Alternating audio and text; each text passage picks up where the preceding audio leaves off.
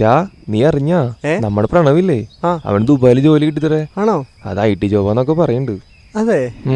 എന്താല്ലേ ചെക്കൻ രക്ഷപ്പെട്ടൂല്ലേ? ദുബായിന്നൊക്കെ ഒരു അടിപൊളിയായിരിക്കുംല്ലേ. പറഞ്ഞ തീരുമാനിക്ക് എത്തിയില്ല മുതലേ.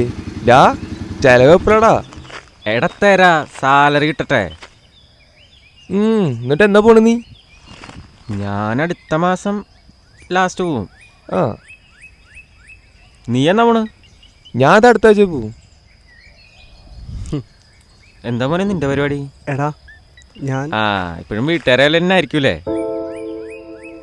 എടാ നിനക്ക് ഈ സ്വിഗ്ഗി ഓടിയിട്ട് എന്ത് കിട്ടാനാണ്? ഇങ്ങനെ പോയി നിന്റെ ബ്രാൻഡ് അംബാസിഡർ ആക്കും സ്വിഗ്ഗിയുടെ. ഡാ അവനെ കളിയാക്കൊന്നും വേണ്ട. അവൻ PS ഒക്കെ എഴുതിയിരിക്കുക. നമ്മുടെ കൂട്ടത്തിലേ പോലീസാണ് അവൻ. എടാ ഒരു കോള് വരുന്നുണ്ട്, ഞാനൊന്ന്.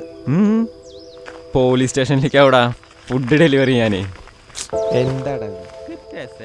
ഹലോ അർജുൻ, നീ എന്താ ഞാൻ വിളിച്ചിട്ട് ഫോൺ എടുക്കാത്തെ? നിനക്ക് ഇത്ര അധികം തിരക്കുണ്ടോ?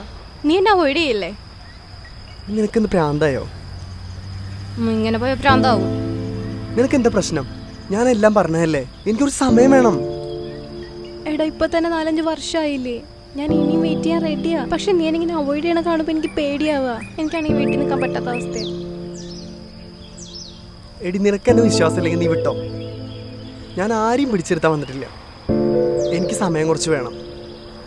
പ്രശ്നങ്ങൾ ഒരുപാടുണ്ട്, അതൊക്കെ ശരിയായിട്ട് വേണം കാര്യങ്ങൾ സെറ്റാക്കാൻ. നിനക്ക് നല്ല വേറെ ആരെങ്കിലും കിട്ടുന്ന നീ പോയിക്കോ.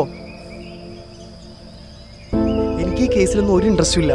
എന്നെ വിട്ടേക്ക് പ്ലീസ്. അപ്പൊ ഇതായിരുന്നല്ലേ മനസ്സിലിരിപ്പ്? നല്ല നോക്കി പോയാനാണെങ്കിൽ എനിക്ക് നേരത്തെ ആവായിരുന്നു. ഞാൻ ആർക്കൊരു ശല്യാവണില്ല. ശരി ശരി എന്നാ പോയിക്കോ. എടാ ഇതിൽ കൂടുതൽ എനിക്ക് പറ്റില്ല. എത്രയെന്ന് വെച്ചാൽ ഞാൻ കാത്തിരിക്കണേ. നിനക്കാണെങ്കിൽ വാക്കിനോട് ഉറപ്പും തരാൻ പറ്റണില്ല. ഞാൻ ഇനി നിനക്കൊരു ശല്യാവില്ല. നമുക്ക് നിർത്താം. ഇനി ഞാൻ എന്തൊക്കെ ചെയ്താലും നിനക്ക് ഞാനൊരു ശല്യമായിട്ട് തോന്നുള്ളൂ. Goodbye. ഞാൻ വെക്കുക. എടി ഞാൻ പറയട്ടെ.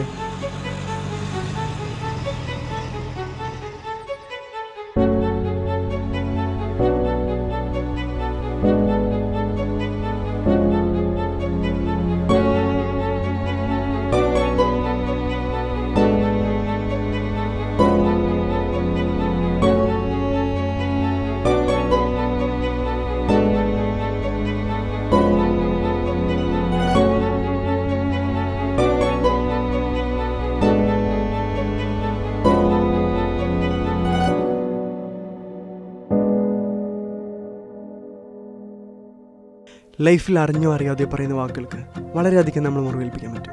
അതിൽ നിന്ന് പുറത്തു വരാൻ നമ്മൾ തന്നെ വിചാരിച്ചേ പറ്റും. കളിയാക്കലുകളും കുറ്റപ്പെടുത്തലുകളും നമുക്ക് മുൻപോട്ട് വന്ന പ്രചോദനം മാത്രമായിരിക്കും. അത് നമ്മുടെ തളർത്താനുള്ള ചിന്തകളിൽ മാറും. തോറ്റവൻ്റെ വിജയത്തിന് അല്പശക്തി നമ്മൾ മനസ്സറിഞ്ഞ് പരിശ്രമിച്ചാൽ ഈ ലോകത്ത് നടക്കാത്ത ഒന്നുമില്ല.